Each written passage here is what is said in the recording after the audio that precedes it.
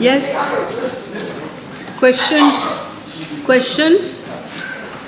Honourable members, the table has been advised that PQB 91 will be replied by the Honourable Prime Minister, time permitting, along with PQ 74. Have I got it right, Prime Minister? Both these questions you're going to reply. So now I call Honourable Fourth Member for Portrush North and Montaillon. E71. Madam Speaker, I thank the Honourable Member for the question. Indeed, there have been numerous abuses of the public procurement system by the previous government. One of the most striking and conspicuous abuse has been during the COVID-19 period for the purchase of medical supplies and equipment. Madam Speaker, that is why the government program of 2025-2029, in that we have announced that the Public Procurement Act will be reviewed. Our aim is to prevent abuse, strengthen accountability, enhance transparency and integrity in the public procurement system. The review will also aim at aligning our procurement system with international best practices. It will enforce better contract execution and supplier performance. With regard to the question of whether consideration would be given to amending Schedule 2 of the Act, I wish to clarify to the House that all the schedules, including second schedule, previously under the Public Procurement Act, were repealed as from 20th of July 2023 and incorporated under the Public Procurement Regulations of 2008. Madam Speaker, clearly the current public procurement system needs to be improved. Some issues need to be addressed urgently. First, the current legislation is based on an outdated 1994 United Nations model law on procurement. Second, there is a lack of oversight over excluded and exempt public entities. Third, there are too many entities dependent on public funds which are not covered by the Public Procurement Act. It appears, Madam Speaker, that a few of them may have been deliberately excluded so that nobody can see what was happening. Fourth, the system is discriminatory. There is no level playing field. I'll give you an example. The housing construction is being undertaken by the National Housing Development Company Limited, NHDC, which is under the PPA. However, there is the new Social Living Development Company Limited, SLLD, which is also responsible for housing construction, but doesn't fall under the PPA. How is that possible? We don't understand. Similarly, the NDU, responsible for drains construction and operates under the PPA, was the Drains Infrastructure Construction Limited, also involved in drains construction, does not. One can only guess, Madam Speaker, why such discriminatory approach. It beggars belief. It is, we know what has happened. We know, we've heard just now how many millions have been, I don't know whether pocketed or wasted or whatever. Madam Speaker, during the review of the public procurement system, consideration will be given to cover as far as possible all entities which involve public funds for the operations and for which government is accountable in Parliament. Unlike the previous government, we will make this accountable. This approach is also in line with our plan to introduce a legal framework for greater fiscal responsibility. To make it clear, unlike the previous regime, this government generally, wherever there are public funds involved, there should be accountability for every rupee and every cent that is spent from public funds. This never was the case before. I can assure the House that government will have an oversight on the procurement by all entities using public funds. Madam Speaker, I wish also to reassure the House that this government is fully committed to ensure that there is a transparent and effective public procurement system in place which promotes value for money, both in terms of monetary value and quality very often we forget about quality. The cheapest is not necessarily the best. So monetary value, quality, accountability, integrity, fairness, and efficiency in the use of public funds at all levels. I have no doubt, Madam Speaker, that these reforms will reaffirm public trust in the public procurement system. Thank you. Yes. Speaker, I'm glad to hear from the Prime Minister that he intends to have a level playing field for public procurement wherever funds of government, public funds are involved. But as a matter of urgency, will the Prime Minister consider adding all those SOEs and special purposes vehicles that exist today, that since the legislation was enacted in 2006 by his government, have not been specifically included under the application of the Act? Whether these will be done now as a matter of urgency, notwithstanding future amendments that may be brought. This is precisely what I said. Wherever there is public money involved, every rupee and every cent spent, public money which is spent, will fall under the new PPA Act. Yes, your next question. Oh, you have another one? All right. Same subject. Madam Speaker, it can be brought by way of regulation. The question is very, very direct. Can the Prime Minister tell us whether what is the hold-up for adding all those SPVs and SOEs now under the control of the public procurement? For 10 years, nobody thought about it. Now what are you doing? You're in a rush to know why? Exactly. When? We will do it when we are ready to do it. Okay, next question now. B72. Madam Speaker, let me state at the very beginning that transparency and accountability will be the core values and actions of this government. We have already announced in the government program of 2025 and 2029 that the Freedom of Information Act will be introduced for the purpose of enhancing transparency in relations to decisions of all public institutions. The House would appreciate that Freedom of Information Acts lay the principle of access to information, but they also embody exceptions, as you rightly pointed out. A perusal of the existing legislation in the United Kingdom, the United States, and other democratic countries will show that these acts come with some exceptions. This is universally the practice and is accepted.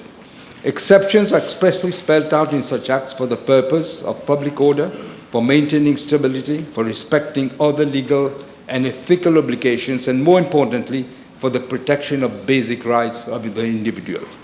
In Mauritius, as with the legislation pertaining to this matter in other democratic countries, our Data Protection Act lays clearly the universal principle of protection of personal and sensitive data of the individual. Exceptions to this right is also clearly and limitatively laid down in the said Act.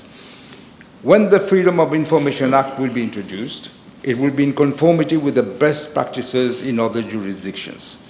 As the Honourable Member rightly says in his question, it will have to strike a balance between transparency and other interests such as national security, public safety, and defence. The Act will also include exceptions aiming at protecting the fundamental rights of individuals. Madam Speaker, the transactions, whether they involve public funds or not, usually contain confidentiality clauses, though this is not a mandatory requirement of the law of contract. However, confidentiality clauses are inserted in contracts for a wide variety of reasons, and these are universally accepted. Therefore, a blanket ban on the use of confidentiality clauses in transactions, except for matters related to defence and national security, as proposed in the question, whilst desirable, may have to be examined in the broader context of exceptions applicable to such types of legislation, whilst ensuring that the principles of accountability and transparency are not undermined. Yes? Speaker. Madam Speaker, the Prime Minister realizes that with the use of public funds, there has to be accountability. And in the past, whether the last government, yes, but I'm coming up, whether the last government or the government before that have used confidentiality clauses with regards to in contracts and therefore have relied on that. so as not to allow Parliament to have its function of oversight. Therefore, the question, Madam Speaker, is whether he undertakes that any contract with regards to public funds will not use confidentiality clauses, because we have seen in the past that Mauritius has invoked confidentiality clauses, while the other party had no problem in disclosing the information. So can he undertake that such use of confidentiality clauses will not be used? I'm just explaining, I thought, at length what we intend to do. You yourself in your question says, except for matters relating to defense and national security. I did say that also. But there are also some confidentiality clauses in some cases which need to be looked at very properly. This is what I said. I'll take an example. Let's take the example of Côte d'Or Limited. Of Côte d'Or Limited, where there has been... You're on slippery ground. There has been not only... Okay. Where there has been... It has been... I can take the example of Jingfai also, where there has been relied... I want you to put a question. I am putting the question, Madam Speaker. No, you're stating... The question is that wherever public funds are involved, of course, where the matters relate to security is one thing, acceptable. But wherever there is public funds, it should, one, fall under the Public Procurement Act, and it should not be the subject of confidentiality clauses, because the public has the right to know. So therefore, will he contemplate not having any exception other than what we both agree, national security and public order? But for procurement of services, for procurement of machinery and equipment, should not be subject to confidentiality clauses at all. Exactly what you said. Look what happened during the COVID-19. I just mentioned that in the other question. You know what happened. You still joined the party that was doing it. Then you didn't ask any question. Now you want to ask me questions when we are actually correcting the mistakes that you have made. We are going to be accountable for every rupee and cent that is spent, except for what I said just now. Okay. Honourable second member for Rodrigues, please. Yes, thank you. B73. Madam Speaker, with regard to part A of the question, I'm informed by the Commissioner of Police that there is a shortage of personnel within the force itself. The shortage of police officers is not limited to Rodrigues only, but also across the whole Republic. The number of vacancies for which funds are available is 3,381. The main reasons for the shortage of police officers are due to many officers proceeding on retirement on an annual basis, sometimes because of the policy of the previous government, retirement early, because they were being victimized. And then there is also a lack of interest from qualified candidates to join the force. In the last recruitment, which was held in August of last year, some 1,000 police officers were expected to be enlisted, but only 496 eligible candidates were enlisted by the Disciplined Forces Service Commission at the time. And now, out of the 496, 45 have already resigned from the force. There are currently 236 police officers posted at 6 police stations in Rodrigues. The Commissioner of Police considers at the moment that Rodrigues is adequately staffed, taking into consideration the ratio of police officers to the population, which is currently 1 police officer to 188 Rodriguans. As regards part B of the question, I'm informed by the Commissioner of Police that out of the 148 Rodrigan police officers who are currently posted in Mauritius, 23 have requested that they be transferred to Rodrigues. The requests are being considered by the Commissioner of Police and will happen after the next passing out exercise, which will be conducted shortly and will be based on operational exigencies. Just one. Thank you, Madam Speaker. I thank the Honourable Prime Minister for his answer. Madam Speaker, with regards to the increase in number of vehicles on our roads in Rodrigues, there's an agency for the presence of more police officers on our roads.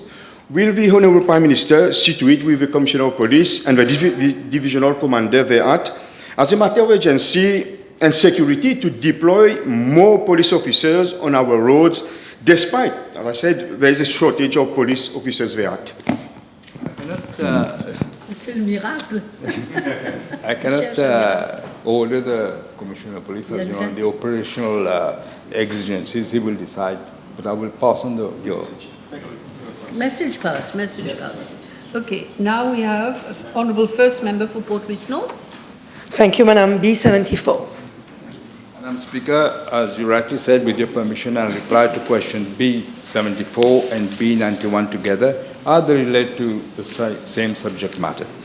The Rehabilitation Youth Centre, RYC, falls under the responsibility of the Commissioner of Prisons and operates under the aegis of the Prime Minister's Office. It is governed by the Reforms Institutions Act of 1988. Its purpose is to rehabilitate juvenile offenders who are below the age of 18 whilst ensuring the safeguard of their rights. There are two centres for RYC, as the Honourable Member probably knows, one for boys and one for girls, and both centres are located at Barclay, Bobassa, and they can accommodate some 44 residents. However, following the proclamation of the Children's Act 2020 in January 2022 and its subsequent implementation, there have been only 4 admissions at the RYC for the following reasons. 1, children under the age of 14 years are no longer prosecuted. 2, children with serious behavioral concerns are sent to probation home or hostel. C, the law provides for the DPP to advise that the child offender be enrolled on a diversion program. Madam Speaker, over the last years, the number of inmates at the RYC has reduced considerably. And currently, there is no inmate, and the last one was transferred to Bobassa Prison on the 30th of January of this year, because he had reached the age of 18. There are 43 staffs of the RYC, headed by an acting superintendent who is responsible for the management and day-to-day operations and reports to the Commissioner of Prisons. The superintendent RYC is supported by officers in the grade of chief officers, principal officers, senior officers, and other officers. Since there are no inmates, the staffs have become redundant.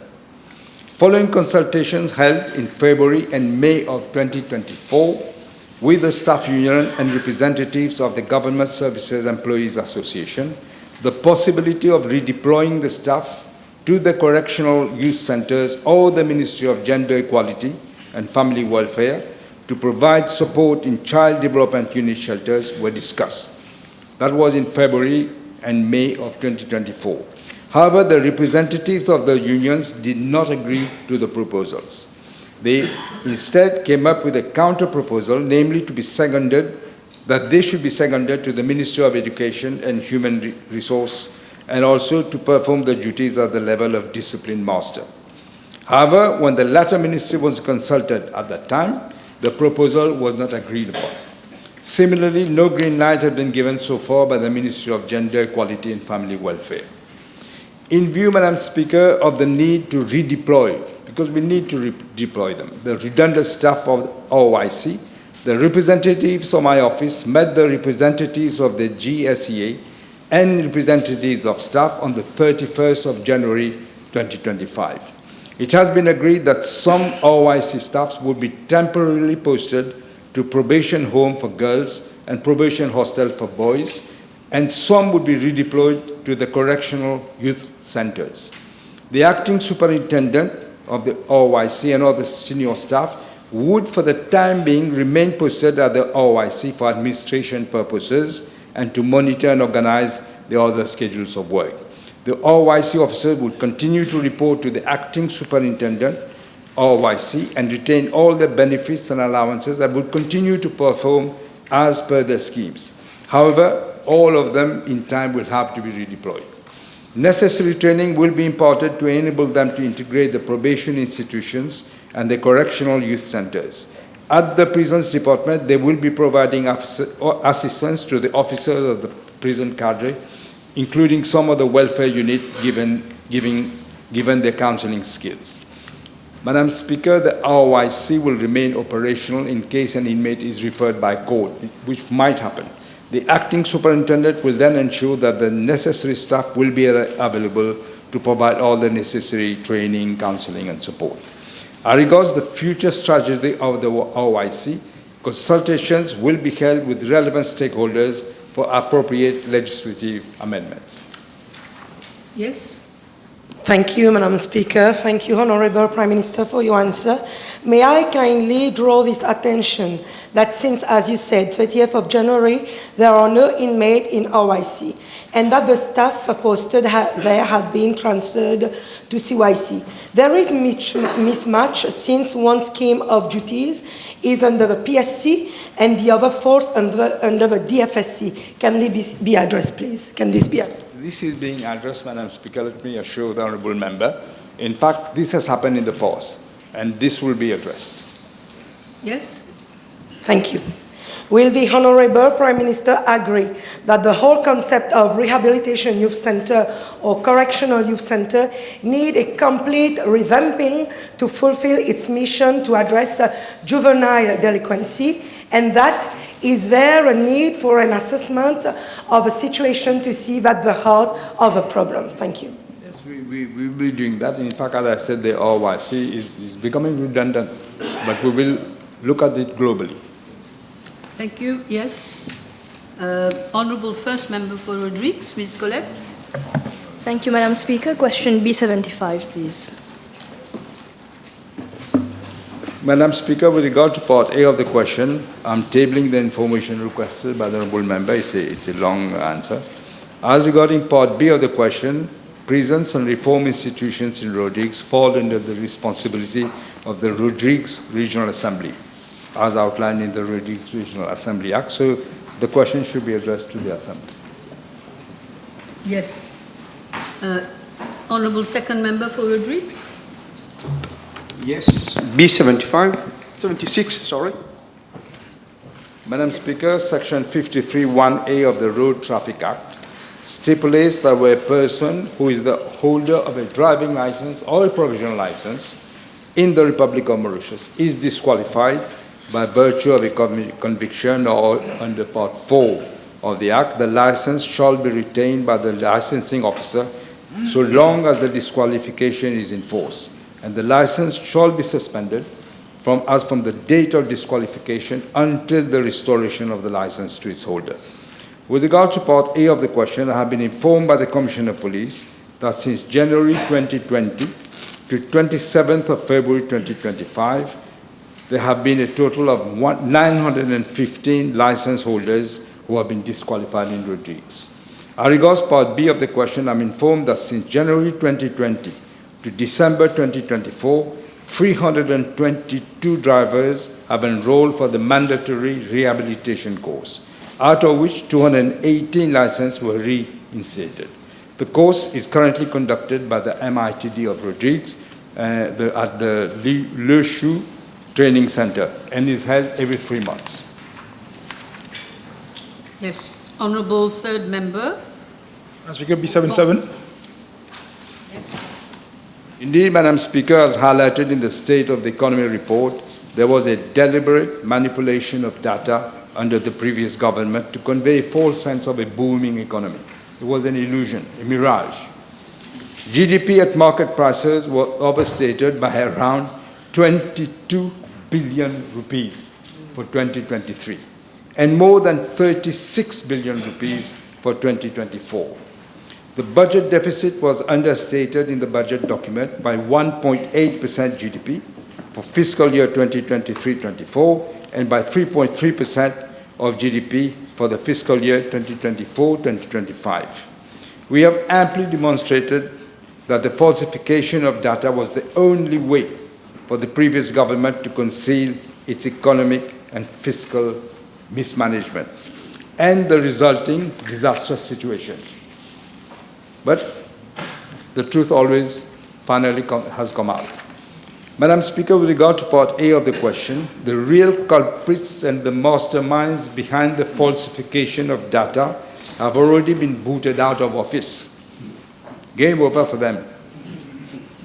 But we are looking very closely to take further appropriate actions if needed. Madam Speaker, we are rebuilding our institutions to ensure that their independence, their good governance and effective functioning is a reality. One example is the Bank of Mauritius, which has regained total independence to carry out its functions and its roles. We will also carry out a fundamental review of the governance structure across key public sector institutions, including the Economic Development Board and Statistics Mauritius. As regards Part B of the question, government has already secured technical assistance from the IMF to review and strengthen our institutions and statistical system so as to prevent the recurrence of this terrible manipulation that has taken place. The IMF will carry out a comprehensive assessment of the extent to which our institutions, including the Ministry of Finance, Statistics Mauritius, and the Bank of Mauritius, are observing international statistical standards and codes while complying and disseminating statistics. The assessment will cover all statistical sectors, namely the national accounts, price indices, monetary and fiscal statistics, government finance statistics, and the balance of payments. At the end of the assessment, the IMF will submit a report on the observance of standards and codes together with the appropriate recommendations. This assessment by the IMF, long overdue, since the last one was carried out in 2002. Madam Speaker, the IMF, as a matter of priority, agreed to devote the first part of the exercise to reviewing the organization structure of Statistics Mauritius and its data collection and dissemination process to prevent, again, such interference in the future. We are acting fast to restore the integrity and quality of our statistics after 10 years of abuse. A steering committee is being set up under the Ministry of Finance to coordinate the assessment of the IMF and ensure effective implementation of its recommendations. Madam Speaker, we will shortly reconstitute the Statistics Board and appoint an independent and fully qualified chairperson, and that board will be given full independence in the exercise of its responsibilities. With the implementation of the recommendations of the IMF, we will ensure that in future no government will be able to manipulate data ever again. Yes. Speaker, could the Prime Minister advise if his administration has received any representation in whatever form from the then representatives of the MSM government to defend the figures they have presented to the Mauritians? I don't think they're able to do that. Speaker, are we to understand that the Brief. the Director of Time's up. Statistics, who by law has to be independent, by law, does not take instructions from anyone under the Statistics Act, that there is no disciplinary action being envisaged, let alone taken, against him and others under him for having willfully falsified data, according to what is being said? Is this what the Prime Minister is saying, that there's no action being envisaged, let alone being taken? No, that's not what I said. I didn't delve into it too much, but there will be action taken.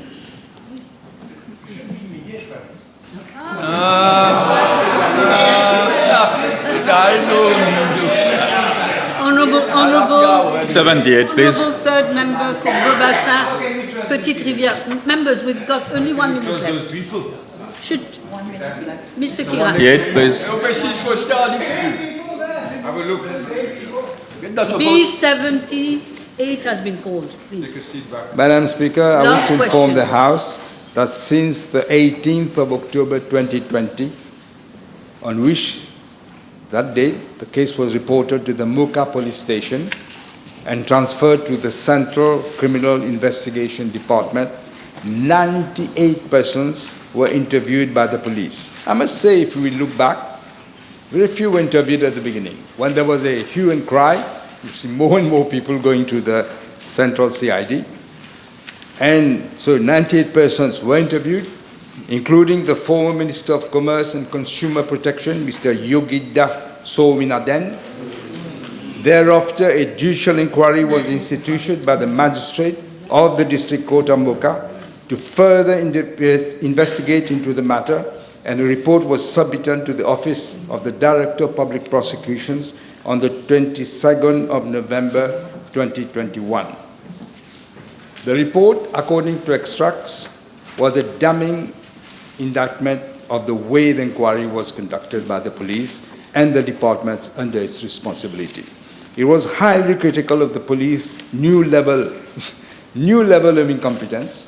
Never such a level had been reached, and for trying to bury hard facts under layers of official lies.